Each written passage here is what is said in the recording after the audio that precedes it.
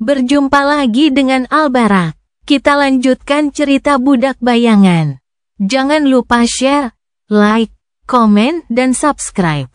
Budak Bayangan bab 2156, Baja Fleksibel. Little Anvil tidak lagi kecil, baru berusia 7 tahun.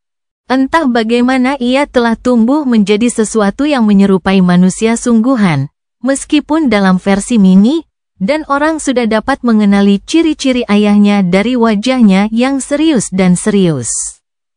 Terlalu serius, bahkan, Jess sering bertanya-tanya anak macam apa yang akan dibesarkan Warden, dengan betapa serius dan cenderungnya dia memberi ceramah tentang kesopanan.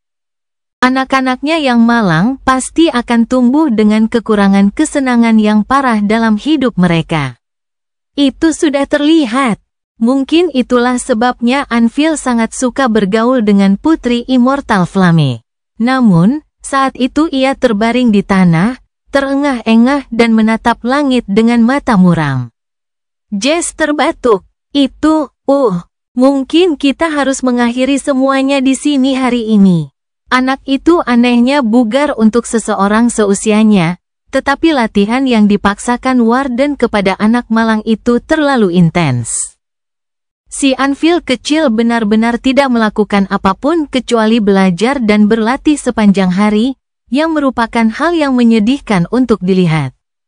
Namun, Jess memahami Warden sepenuhnya.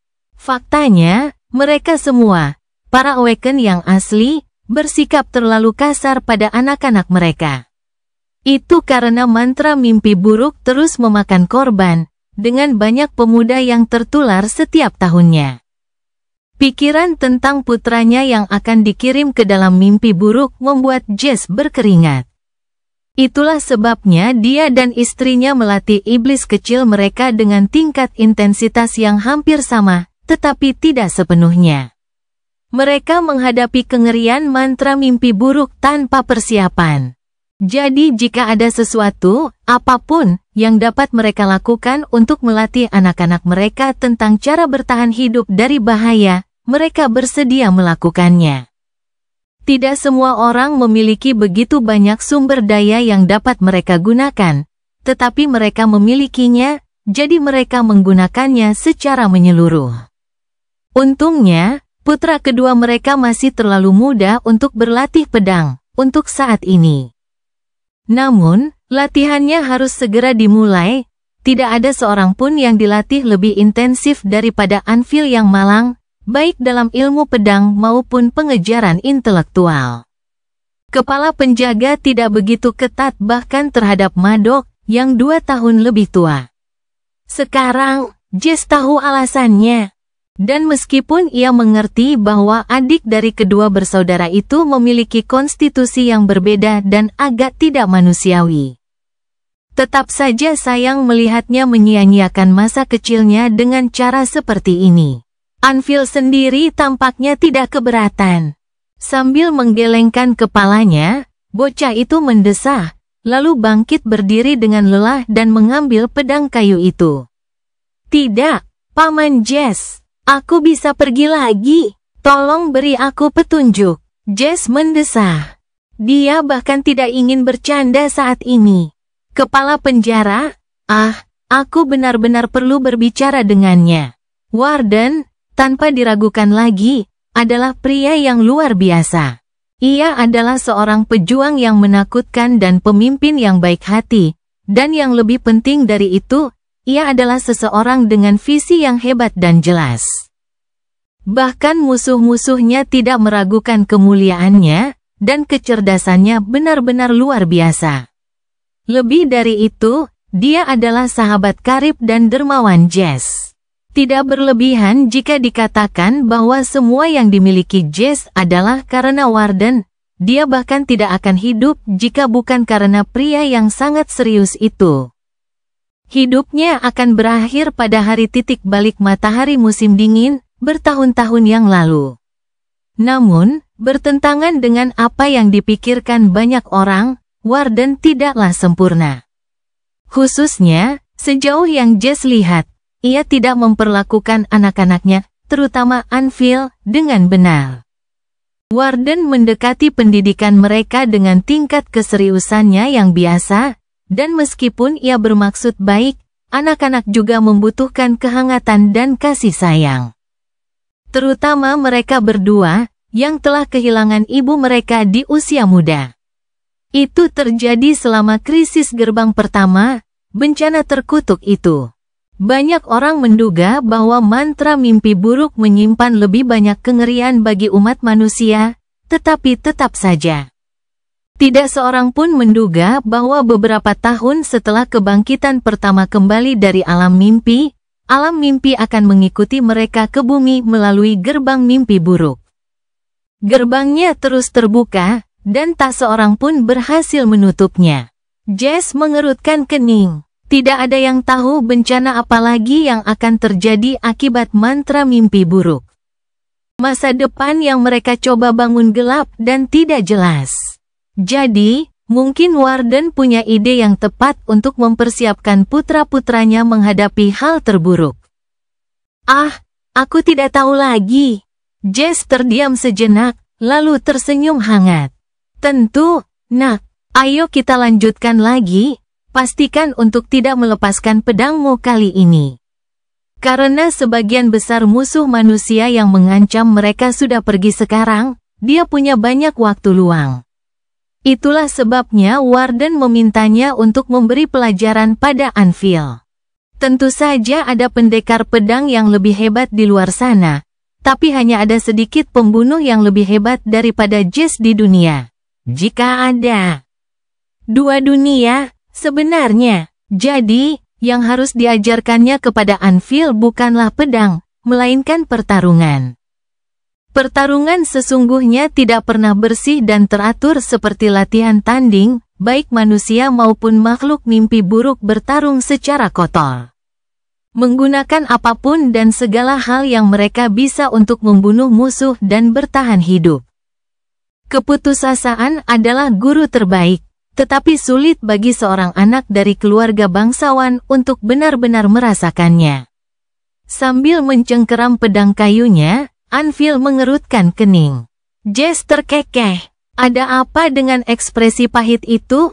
Anak laki-laki itu menatapnya dengan serius, lalu berkata dengan nada waspada, "Paman Jess, karena kau menyuruhku memegang pedangku, kau mungkin akan mengabaikannya sepenuhnya dan langsung memukul tubuhku, kan?" Jess menyeringai. Sepertinya kamu belajar sesuatu. Dengan itu, dia menyerang. Mengabaikan pedang kayu anak laki-laki itu dan malah mengarahkannya langsung ke tubuhnya. Setelah beberapa kali bertukar kata, Anvil mendapati dirinya tergeletak di tanah lagi dan mendesah. Kali ini dia tidak terburu-buru berdiri. Begitu ya, jadi pelajaran hari ini adalah salah arah. Jess menatap anak laki-laki kecil itu, lalu menggelengkan kepalanya karena putus asa. Kau terlalu jujur dan lurus, nak. Tidak ada kejujuran dalam pertempuran. Musuh-musuhmu akan mencoba menipumu, dan kau harus tahu bagaimana cara melihat tipu daya mereka dan menipu mereka juga. Anvil mengerutkan kening. Tetapi bukankah ayah juga seorang yang jujur dan lurus? Jess tertawa. Siapa, Warden? Tentu saja, dia yang paling jujur dan paling lurus. Tapi dia juga bisa licik dan curang saat dibutuhkan. Seorang pejuang sejati tidak boleh terlalu kaku dalam berpikir. Dia harus fleksibel, atau dia akan mati. Anak kecil itu mengangguk dengan serius. Seperti baja, dia mempertimbangkan sesuatu beberapa saat, lalu tersenyum. Pedang yang bagus juga harus fleksibel. Pedang yang kaku akan lebih cepat patah. Sekarang aku mengerti, Paman Jess.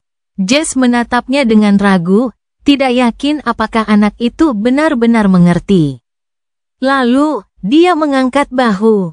Baiklah, kalau begitu, bangunlah dan bersihkan dirimu. Aku akan mengajakmu ke kota untuk makan sesuatu yang lezat. Anvil menatapnya dengan ekspresi kekanak-kanakan, yang membuat Jess senang, senang melihat anak laki-laki itu bertingkah seperti anak kecil untuk perubahan. Namun akhirnya, Anvil mendesah. Ayah menyewa seorang ahli gizi untuk mengawasi makananku. Aku dilarang makan es krim. Jess tersenyum baik hati. Wah, kalau begitu kita bisa mengajak ahli gizi. Aku yakin kita bisa menemukan es krim yang bergizi dengan bantuan. Dan kalaupun tidak, Warden tidak perlu tahu segalanya, kan? Mata anak laki-laki itu melebar. Jess awalnya mengira itu adalah ekspresi kagum, tetapi kemudian menyadari ada sosok tinggi yang terpantul di mata Anvil. Ketika berbalik, dia melihat Warden sedang berjalan melintasi taman dengan langkah lebar. Pria itu tampak anehnya intens. Jess terbatuk. Dengar, kawan, Lord Warden. Aku tidak bermaksud seperti itu, oke? Aku jelas tidak mengajari anakmu cara menipu ayahnya. Tetapi Warden mengabaikan kata-katanya dan hanya menatapnya. Jess merasa ada sesuatu yang salah. Apa? Sipir terdiam beberapa saat, lalu tiba-tiba tersenyum garang. Itu Immortal Flame. Orang itu, dia menutup gerbang mimpi buruk. Budak Bayangan bab 2157, Benih Bencana. Apa yang telah dicapai oleh Immortal Flame telah mengubah segalanya. Bahkan sebelum berita tentang kenaikannya menyebar ke seluruh dunia seperti gelombang pasang, membakar hati banyak orang. Berita itu telah mengguncang hati mereka yang memegang kekuasaan terbesar dan tanggung jawab terbesar di dunia yang mengerikan dari mantra mimpi buruk, orang-orang seperti Warden. Dampaknya terlalu besar. Mengetahui pentingnya apa yang telah dipelajarinya di dalam Seed of Nigma, Immortal Flame tidak malu untuk membagikan informasi tersebut. Sebuah pertemuan mendesak antara para anggota keluarga terkemuka pun diatur, dan segera, para tokoh besar umat manusia berkumpul di sebuah kompleks pemerintahan yang dijaga ketat. Sebagai salah satu elit Warden, Jess juga hadir. Semua yang mereka pelajari dari api abadi sungguh menakjubkan. Pertama, hakikat Ascension, evolusi lebih lanjut dari tubuh seseorang. Peningkatan kualitatif dalam potensi saripati jiwa, tingkat tak terbayangkan di mana seseorang dapat mengendalikannya sebagai seorang Ascended, pembukaan segel kemampuan aspek ketiga. Dan yang paling penting dari semuanya, kemampuan untuk memasuki alam mimpi kapanpun seseorang menginginkannya. Atau tidak memasukkannya sama sekali. Mereka semua adalah prajurit Awaken yang berpengalaman dan kuat, tetapi menyaksikan apa yang kini mampu dilakukan oleh Immortal Flame, bahkan hanya pada level fisik semata. Sudah cukup untuk membuat mereka semua tercengang. Itu adalah level kekuatan yang sama sekali baru yang tidak dapat mereka impikan. Bahkan bukan kekuatan super, tetapi kekuatan yang tidak manusiawi. Sesuatu yang pada akhirnya akan memungkinkan mereka untuk melawan makhluk mimpi buruk yang jatuh secara setara. Dan dengan demikian meringankan tekanan berat yang mereka alami, baik di dunia nyata maupun di alam mimpi. Ambil contoh Bastion. Meskipun telah menjadi mercusuar keselamatan bagi manusia di alam mimpi, situasi sebenarnya di kastil itu tidak terlalu baik akhir-akhir ini. Itu karena tanpa naga merah, hutan mengerikan yang mengelilingi benteng Warden semakin lama semakin menakutkan. Saat itu, Bastion dikepung dari semua sisi. Dan satu-satunya cara untuk menangkal musuh adalah dengan melakukan ekspedisi hukuman untuk membasmi kekejian yang muncul dari hutan gelap, membakar sebagian besar hutan dalam prosesnya. Setiap ekspedisi ini lebih berat dan mematikan daripada yang sebelumnya, dan keseimbangan kekuatan perlahan bergeser ke arah masa gelap Titan yang menakutkan. Ascension menawarkan kesempatan untuk mengembalikan keseimbangan agar menguntungkan manusia. Kemudian, ada kebebasan dari cengkeraman mantra mimpi buruk yang ditawarkannya. Semua yang terbangun tidak punya pilihan selain memasuki alam mimpi saat mereka tidur, dan alam mimpi adalah neraka yang keras dan tidak ramah. Bastion adalah salah satu benteng terkuat umat manusia di wilayahnya yang gelap, dan bahkan hampir tidak berdiri.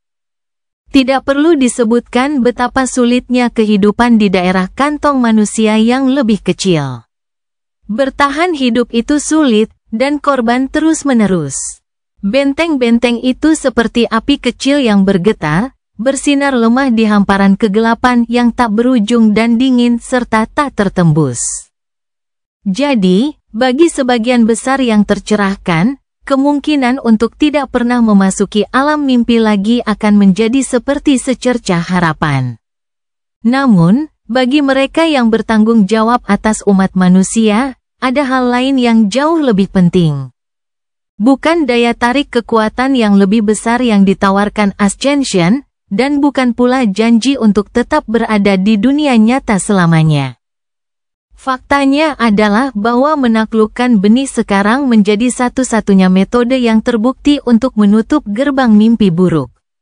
Gerbang tersebut telah menjadi wabah setelah pertama kali muncul beberapa tahun yang lalu, dan jumlahnya terus bertambah.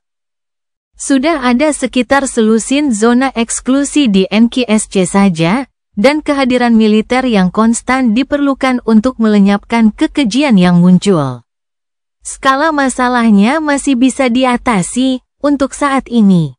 Namun, siapapun yang memiliki sedikit saja wawasan dapat melihat tanda-tandanya, cepat atau lambat, gerbang mimpi buruk akan menelan semua pusat populasi manusia. Kecuali jika hal itu ditangani. Dan Immortal Flame telah menunjukkan kepada mereka cara untuk melakukan hal itu. Akhirnya, ada bagian terakhir yang mengejutkan dari laporannya. Itulah kebenaran yang tersembunyi di dalam benih mimpi buruk. Tentu saja, Immortal Flame bukanlah orang pertama yang memasuki salah satunya.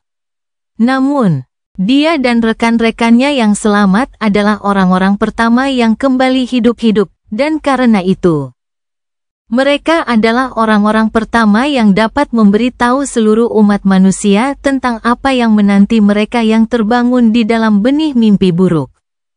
Kebenaran adalah sesuatu yang banyak diteorikan, tetapi tak seorang pun mampu membuktikannya. Itu adalah mimpi buruk lainnya. Mimpi buruk kedua.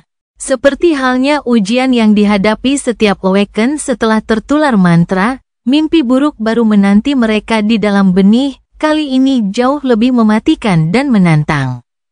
Dengan musuh yang jauh lebih kuat daripada yang pernah mereka hadapi sebelumnya.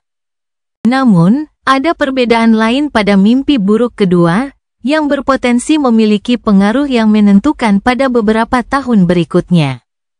Menurut Api Abadi, mimpi buruk yang mengerikan ini bukanlah ujian individu, melainkan dimaksudkan untuk ditantang oleh kelompok yang terbangun. Gagasan tentang mimpi buruk yang dapat ditentang banyak orang itu menggelikan, tetapi tetap saja itu benar.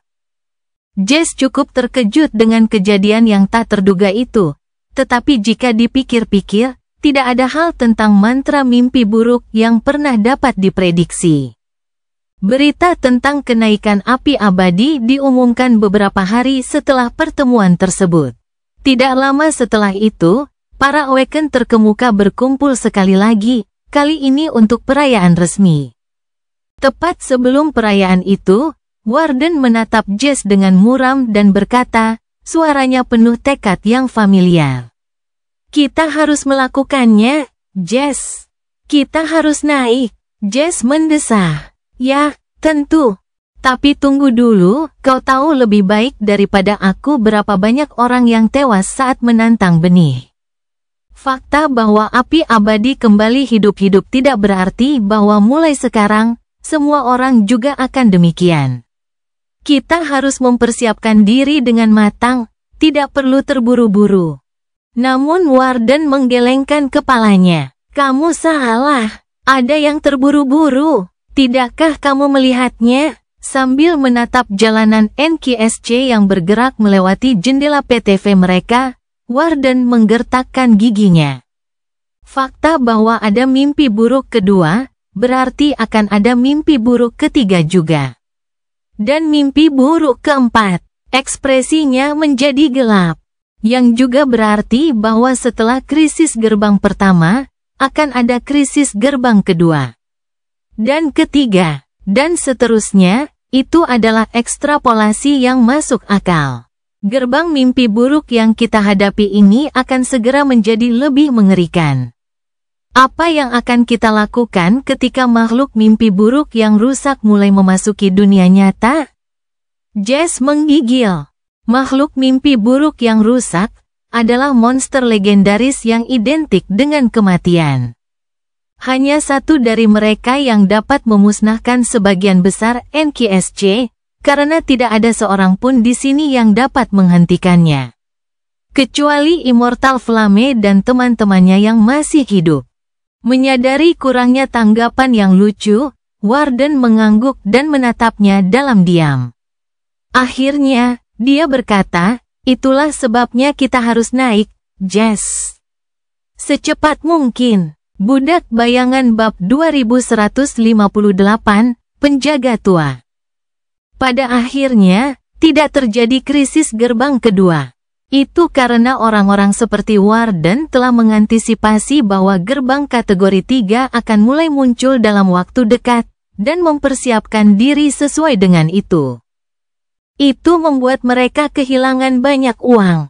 Selama beberapa tahun setelah Immortal Flame berhasil menaklukkan mimpi buruk kedua, kalangan atas umat manusia diliputi ambisi besar, tekad besar, dan kesedihan besar. Ada perayaan yang tak terhitung jumlahnya, dan pemakaman yang tak terhitung jumlahnya. Hampir semua manusia terbaik dan tercerdas menjawab panggilan mimpi buruk, memasuki benih yang sedang mekar untuk menghadapi ujian mantra. Banyak yang kembali sebagai pemenang, tetapi banyak juga yang tewas. Seolah-olah pengawal lama sedang dibantai. Jess sudah tidak bisa menghitung berapa banyak kenalan lamanya, semuanya veteran berpengalaman dan penyintas turunnya mantra, yang telah kehilangan nyawa mereka dalam pengejaran Ascension. Namun dia selamat, Warden juga selamat, menjadi seorang Ascended di tahun ke-10 era Nigma Spell. Orang-orang seperti mereka semakin sering disebut Master, sekarang. Keduanya sekarang berusia 30-an. Mereka tidak muda lagi, tetapi dunia yang kejam terus berubah di sekitar mereka dengan kecepatan yang sama cepatnya. Di alam mimpi, Warden berhasil mendorong hutan mengerikan itu menjauh dari dinding bastion, setidaknya untuk sementara waktu. Meskipun telah mencapai Ascension, mereka masih tidak dapat melawan Valen Titan, yang dapat mereka lakukan hanyalah menahannya, dan memperlambat pertumbuhannya. Jess sendiri telah meninggalkan bastion dan melakukan perjalanan ke selatan menyusuri sungai, menaklukkan benteng strategis yang berdiri di tengah-tengah antara Mirror Lake dan Storm Sea. Dengan Rivergate di tangan manusia, kini dimungkinkan untuk terhubung dengan Nightwalker dan para jagoan lain di wilayah Dream Realm yang samar itu. Banyak benteng lain yang ditaklukkan pada saat itu. Sementara cekungan sungai air mata di barat masih belum berkembang, dengan setiap kantong manusia terisolasi dari yang lain, keadaan berubah di sini, di jantung alam mimpi. Manusia perlahan-lahan bersatu di sekitar bastion dan Warden, dan benteng saling mendukung untuk menghadirkan front persatuan melawan kengerian mantra mimpi buruk. Segala sesuatunya juga berubah di dunia nyata. Hampir semua kota yang tersisa kini berada di bawah kendali pemerintahan manusia bersatu dan pasukan yang bangkit yang berdiri di belakangnya. Penguasa gila dari kuadran barat, Caliban, telah disingkirkan, para tiran lokal yang kurang berkuasa semuanya telah terbunuh atau dibujuk untuk bergabung dengan tatanan dunia baru. Banyak di antara mereka yang tetap bertahan dalam jalan sesat mereka tewas di tangan Jess sendiri. Ia sudah mematikan bahkan saat menjadi seorang Awaken, dan kekuatan serta daya mematikannya baru meledak setelah menjadi seorang master. Kultus mimpi telah ditekan dan dihapuskan dengan kejam dari catatan sejarah, digantikan oleh mesin propaganda pemerintah yang kuat. Gerakan supremasi yang terbangun telah diberantas. Geng, kultus, gerakan, dan faksi ekstremis yang tak terhitung jumlahnya semuanya telah hilang sekarang, dan kemiripan jika bukan perdamaian, maka setidaknya stabilitas menyelimuti dunia. Bahkan para fanatik Ascension pun kini telah pergi. Golongan ini tidak terlalu jahat, tetapi tetap saja tidak ada tempat untuknya dalam tatanan dunia baru. Sungguh disayangkan, mengingat betapa kuatnya banyak dari mereka. Faktanya, meskipun Immortal Flame adalah yang pertama menaklukkan Second Nigma, para penganut Path of Ascension lah yang telah menaklukkannya kedua kali, jauh lebih awal daripada Warden sendiri. Sementara sebagian besar yang terbangun bermimpi menjadi master agar tidak pernah memasuki alam mimpi lagi, para fanatik Ascension menginginkan yang sebaliknya. Jadi, setelah ditekan dan dianiaya oleh kekuatan dominan di dunia manusia, mereka meninggalkannya selamanya dan mendirikan koloni di suatu tempat di alam mimpi, tidak pernah terdengar lagi. Jess tidak menyesal melihat orang gila itu pergi. Bukan berarti dia punya banyak waktu untuk memikirkan mereka. Sibuk, sibuk, sibuk. Jika ada satu kata yang dapat menggambarkan kehidupan mereka beberapa tahun terakhir, itu adalah sibuk. Begitu sibuknya sehingga dia bahkan tidak menyadari ketika putra sulungnya telah berubah menjadi remaja yang temperamental, dan putra bungsunya mulai bersekolah. Ya Tuhan, lihat orang ini, dia lebih tinggi dariku. Jess baru saja mempertimbangkan untuk menghabiskan lebih banyak waktu dengan anak-anaknya ketika dia melihat Anvil, yang kini berusia 14 tahun. Berlatih menggunakan pedang sendirian. Saat ini ia sedang mengunjungi kediaman Valor untuk membahas beberapa hal penting dengan Warden, hal yang sering terjadi sekarang karena mereka berlabuh di benteng yang berbeda di alam mimpi. Perjalanan dari Rivergate ke Bastion tidak memakan banyak waktu, tetapi masih lebih nyaman untuk bertemu di sini di NKSC. Jadi, ia sering menjadi tamu di sini. Pelajarannya dengan Anvil sudah lama dibatalkan, karena iblis kecil itu sudah menjadi pendekar pedang yang jauh lebih baik daripada Jess sendiri. Begitu pula Madok, sekarang kedua bersaudara itu hanya beradu pedang ketika mereka membutuhkan rekan, dan juga saling mengajar. Mereka berdua sangat berbakat, meskipun Anvil memiliki keunggulan atas kakak laki-lakinya karena garis keturunan yang istimewa. Menyadari kehadiran Jess, Anvil tersenyum tipis dan meletakkan pedangnya. Paman Jess, kejutan yang menyenangkan. Jess menyeringai. Itulah yang dia. Sebenarnya, tidak usah dipikirkan. Bagaimana kabarmu, nak? Anvil mengangguk. Terima kasih, aku baik-baik saja. Dia masih terlalu sopan dan santun. Meskipun Madok dan Anvil sama-sama berbakat dan rajin, satu hal yang hilang dari mereka di bawah pengawasan ketat Warden adalah keaktifan.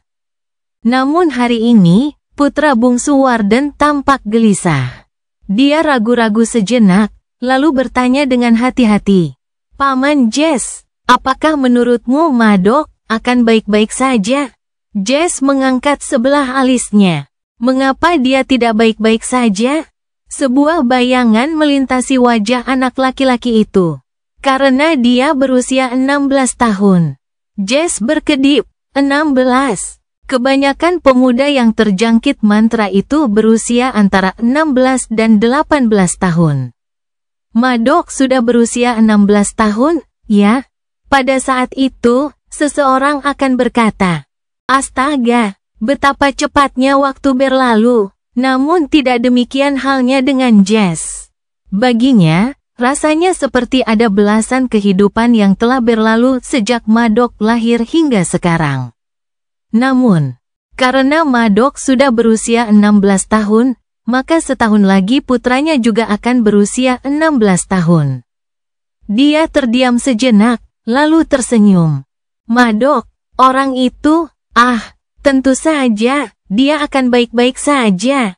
Jangan khawatir tentang dia, khawatirkan saja dirimu sendiri. Dan memang, Madok baik-baik saja. Setahun berlalu, dan dia belum menunjukkan gejala apapun bahwa dia telah terjangkit mantra mimpi buruk. Jadi, Jess membiarkan dirinya merasa penuh harapan juga. Mungkin semuanya benar-benar akan baik-baik saja. Namun, suatu hari, ketika dia kembali ke rumah, mata putranya yang masih mengantuk bertemu dengannya, dan anak laki-laki itu berkata setelah menguap lebar. Ayah, maaf, bolehkah kami bolos latihan hari ini? Aku merasa agak lelah. Jantung Jess berhenti. Budak Bayangan bab 2159, tempat tidur kosong. Di ruang bawah tanah rumah mewah Jess di jantung NKSC, di balik beberapa lapis logam paduan lapis baja dan dipertahankan oleh sistem pertahanan Spelltech tercanggih. Terdapat ruangan persegi dengan dinding video yang menampilkan pemandangan panorama Rivergate yang indah. Ada 2 pot tidur yang dipasang berdampingan di sana, dulunya mewah dan mahal, tetapi sekarang sudah tua dan usang. Jess dan istrinya pernah menggunakannya, tetapi karena keduanya sekarang menjadi master dan tidak menjelajah alam mimpi saat tidur, pot tidur itu hanya menjadi debu selama beberapa tahun terakhir. Bukan berarti mereka benar-benar berdebu. Seluruh rumah besar itu bersih tanpa noda, baik karena pembersih robot maupun staf yang biasa-biasa saja. Namun hari ini, salah satu pot itu telah memiliki penghuni. Putra sulung Jess sedang berbaring di sana, tidur dengan damai, sementara Jess sendiri sedang duduk di kursi lipat di dekatnya dan memperhatikannya dengan wajah tanpa ekspresi. Dia telah duduk di sana selama 2 hari tanpa bergerak. Hanya pikirannya yang gelisah dan hidup. Ayolah, nak, ayolah, ayahmu selamat, jadi kau juga bisa selamat. Kau jauh lebih baik dariku. Kau bisa melakukannya. Tidak butuh waktu lama bagi putranya untuk menyerah pada mantra setelah memperlihatkan gejala pertama. Dia kini berada dalam mimpi buruk pertama, berjuang untuk hidupnya. Dan Jess terjebak di sini, di sisinya, tetapi tidak dapat membantu. Dia tidak dapat membantu, dan pada saat yang sama, dia merasa lebih tidak berdaya daripada sebelumnya. Bukankah itu lucu? Jess telah menghabiskan 2 dekade pertama hidupnya dengan pasrah pada hidup, lalu menghabiskan bertahun-tahun lagi dalam pergumulan rutin dengan kematian. Namun, ia tidak pernah merasa lebih tidak berdaya daripada sekarang. Mungkin lucu, tetapi untuk pertama kalinya sejak mantra itu turun, dia tidak dapat menemukan kekuatan untuk tersenyum. Ayo, perlahan, setiap percakapan yang pernah dilakukannya dengan Warden muncul di benaknya. Semua yang telah mereka berdua lakukan, setiap kemenangan gemilang, setiap kemenangan melawan segala rintangan, setiap pengorbanan mulia, setiap rencana kotor, setiap eksekusi berdarah dingin. Setiap nyawa tak berdosa yang hilang sebagai kerusakan tambahan dalam mengejar kebaikan yang lebih besar, semuanya untuk ini. Bukan, untuk membangun dunia tempat anak-anak mereka dapat hidup dengan kepala tegak. Mereka telah menumpahkan darah dan membangun dunia itu, jadi tentunya anak-anak mereka akan selamat. Jess tidak tahu apa-apa dan tidak memiliki apapun saat mantra memanggilnya ke mimpi buruk pertama. Dia tidak tahu cara bertarung, cara menggunakan senjata, cara mendapatkan makanan, cara mencari perlindungan dari unsur-unsur alam. Dia tidak tahu apa itu aspek, mengapa atribut penting, cara memanen dan menyerap pecahan jiwa. Namun putranya mengetahui semuanya, dan bahkan lebih dari itu. Ia telah diajari dan dilatih oleh instruktur terbaik di dunia, mempersiapkan hari ini sejak masa kanak-kanak. Pelatihannya menyeluruh dan ekstensif, hampir berlebihan. Jess dan istrinya termasuk di antara pejuang terbaik umat manusia dan juga mengajarinya sebanyak yang mereka bisa. Jadi, tentu saja, Jess tidak pernah berdoa kepada siapapun atau apapun sebelumnya, tetapi sekarang dia berdoa. Meski para dewa telah mati, ia berharap ada yang mendengarkan. Ia berdoa kepada para dewa dan para setan. Dia bahkan berdoa kepada mantra mimpi buruk. Ayo, namun doanya tidak terkabul. Dia merasakannya sebelum dia melihatnya. Pergeseran halus dan hampir tak terlihat di atmosfer, seolah-olah udara di ruang bawah tanah tiba-tiba menjadi lebih berat. Lebih dingin, lebih gelap, dan lebih menyeramkan. Itu bukan benar-benar sesuatu yang Jess rasakan dengan tubuhnya, melainkan apa yang ia rasakan dengan jiwanya. Matanya sedikit bergetar. Di dalam buaian tempat tidur yang terang benderang, kelopak mata putranya pun bergetar. Untuk sesaat, Jess berharap iblis kecil itu akan bangun dan membuka matanya. Akan tetapi, tubuh putranya malah berkedut, lalu melengkung, geraman pelan keluar dari sela-sela bibirnya. Sesuatu bergerak di bawah kulitnya, seolah-olah tulang-tulangnya tumbuh dan menyusun ulang dirinya sendiri, menekannya dari bawah. Jess terus menonton dalam diam, lumpuh. Namun pada akhirnya, dia perlahan berdiri dan berjalan lemah menuju ke arah pot yang tertidur. Sambil duduk di tepi jurang, dia mendekap erat putranya, berjuang melawan gerakan-gerakan yang makin lama makin ganas. Dia mencicipinya lagi, rasa asin air mata di lidahnya. Jadi sepertinya dia masih harus meneteskan air mata. Persis seperti hari itu, di depan barak. Jess membuka mulutnya, set.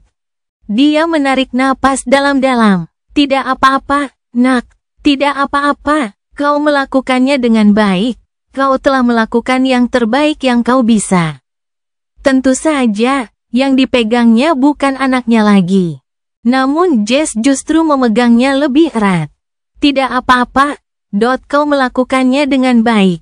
Setelah beberapa saat, dan mungkin selamanya, Jess meninggalkan ruang bawah tanah dan menutup pintu di belakangnya. Ia tahu istrinya sedang menunggunya di atas, setengah mati karena penantian yang mengerikan akan berita yang tidak pasti. Dia harus memberitahunya sekarang, tetapi belum cukup berani untuk menghadapinya sekarang. Sebaliknya, Jess berbalik ke dinding dan bersandar padanya, bernapas dengan berat. Paduan lapis baja itu terasa dingin di dahinya. Pikirannya kosong. Beberapa saat kemudian, tatapannya terfokus pada pergelangan tangannya. Di sana, di manset kemeja mahalnya. Kain putih itu telah berubah menjadi merah cerah karena darah. Jess menatapnya sejenak, pandangan matanya perlahan mulai kembali jernih. Senyum miring tiba-tiba membelah wajahnya. Dia teringat borgol berlumuran darah lainnya, dan percakapan yang sudah terjadi lama berselang. Apa yang baru saja dia katakan? Sedikit kerusakan tambahan. Sayangnya, tapi tak terelakkan. Bagaimanapun, semuanya berjalan dengan baik. Mereka begitu tenang tentang hal itu. Dan mengapa tidak? Berapa banyak kejadian malang seperti ini yang pernah terjadi? Dia tidak bisa menghitungnya. Jika Jess membuang-buang energi untuk peduli pada mereka semua, siapapun mereka, dia akan menghabiskan seluruh hidupnya dengan meneteskan air mata. Namun, dia terlalu sibuk menumpahkan darah. Bagaimanapun, seseorang tidak dapat membangun dunia baru tanpa semen, dan tentu saja tidak tanpa memecahkan beberapa batu bata, selusin atau 1000, tidak masalah. Namun, batu bata yang pecah itu juga milik putra dan putri seseorang. Dia menyeringai mengerikan. Jadi, apakah ini hukumanku? Benarkah? Sebelum Jess menyadari apa yang dilakukannya, dia menarik kepalanya ke belakang dan membenturkannya ke dinding, seakan-akan ingin memecahkan tengkoraknya sendiri. Namun tentu saja tengkoraknya tidak retak. Sebaliknya, logam paduan lapis baja itu bengkok dan retak, dan lekukan dalam terbentuk di permukaannya. Bagaimanapun juga, dia adalah seorang master. Dunia terasa pahit. Para dewa telah mati, dan digantikan oleh mantra mimpi buruk. Dan mantra itu adalah dewa yang jahat. Mungkin, satu-satunya dewa yang pantas diterimanya. Budak Bayangan bab 2160, Masa Lalu dan Masa Depan. Sekitar setahun kemudian, Jess bersandar di dinding sebuah gedung acak, merasa pusing karena minum terlalu banyak.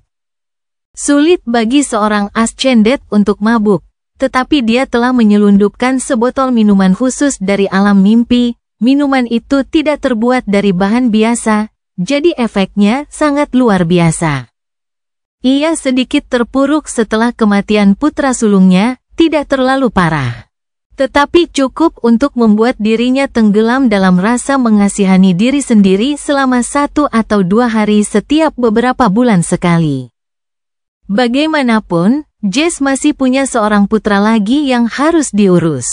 Istrinya juga membutuhkannya, dan Warden juga, meskipun sekarang semua musuh tatanan dunia baru telah disingkirkan, jarang ada kebutuhan untuk menggunakan jasanya. Fakta terakhir itu perlahan berubah akhir-akhir ini. Bukan karena munculnya musuh eksternal baru, tetapi karena tatanan baru telah menjadi cukup kuat, dan telah ada cukup lama, sehingga ancaman internal pun muncul. Sekarang, Warden harus berusaha keras untuk mempertahankan. Jika tidak mengendalikan, maka setidaknya sejumlah pengaruh yang menentukan atas perangkat pemerintahan manusia yang sulit diatur. Jess harus membantu dari waktu ke waktu. Pekerjaannya akhir-akhir ini biasanya tidak terlalu berdarah, dan ia lebih berperan sebagai orang-orangan sawah daripada algojo. Biasanya. Aku muak. Kapan ini akan berakhir? Kapan dia dan Warden bisa beristirahat? Kerja. Selama hampir 2 dekade, mereka tidak melakukan apapun kecuali bekerja tanpa lelah. Ia membayangkan mereka berdua pensiun, menyeruput anggur di taman yang hangat di Bastion sementara cucu-cucu mereka bermain-main dan terkikik. Dengan sikapnya yang kaku seperti itu, aku ragu dia akan bisa tenang. Jess meringis, lalu meneguk lagi minuman pahit itu. Di depannya, di kejauhan, para pekerja tengah menyelesaikan pembangunan Awaken Academy. Melihat tembok kokoh yang melindungi kompleks itu dari kejauhan, Jess tersenyum muram. Bajingan, mereka butuh waktu lama. Banyak hal telah berubah dalam setahun terakhir. Lebih banyak anak-anak dari Awaken asli telah tertular mantra mimpi buruk. Beberapa selamat, beberapa tidak. Tentu saja, banyak anak telah binasa karena mantra itu, tetapi yang ini berbeda. Karena mereka adalah orang-orang terinfeksi pertama yang lahir setelah turunnya mantra mimpi buruk, dan tumbuh tanpa mengetahui apapun kecuali dunia barunya yang mengerikan. Generasi kedua. Melihat gerbang akademi sedang dibuka, Jess tiba-tiba merasa seperti kembali ke hari ketika dia kembali ke barak, hanya untuk mendapati dirinya tidak dapat berjalan melewati pintu yang rusak. Rasa sia-sia yang mendalam dan gelap menerpa dirinya, dan dia bergegas membasuhnya dengan rasa pahit alkohol. Itu bagus. Itu lebih baik. Dia juga tidak sendirian. Pada suatu saat, sosok lain muncul di gang, berjalan melewatinya tanpa menyadarinya. Yah, itu tidak mengejutkan. Bagaimanapun, Jess berdiri dalam bayang-bayang, dan secara aktif menekan kehadirannya. Itu adalah kebiasaan yang telah dia kembangkan setelah melakukan banyak pembunuhan.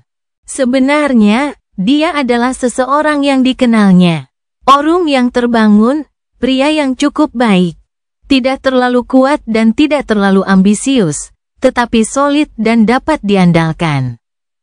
Dia juga merupakan anggota generasi pertama, dan karena bentengnya berada di area pengaruh umum yang diberikan oleh Bastion, mereka berdua telah bertarung berdampingan beberapa kali. Tetap saja, Jess lebih suka jika tak seorang pun mengganggu kesendiriannya. Ketika gerbang akademi telah terpasang, dia mendesah dan tertawa. Ketika para dewa menutup pintu, mantra mimpi buruk membuka jendela. Orung menoleh karena terkejut, baru menyadari kehadiran Jess sekarang.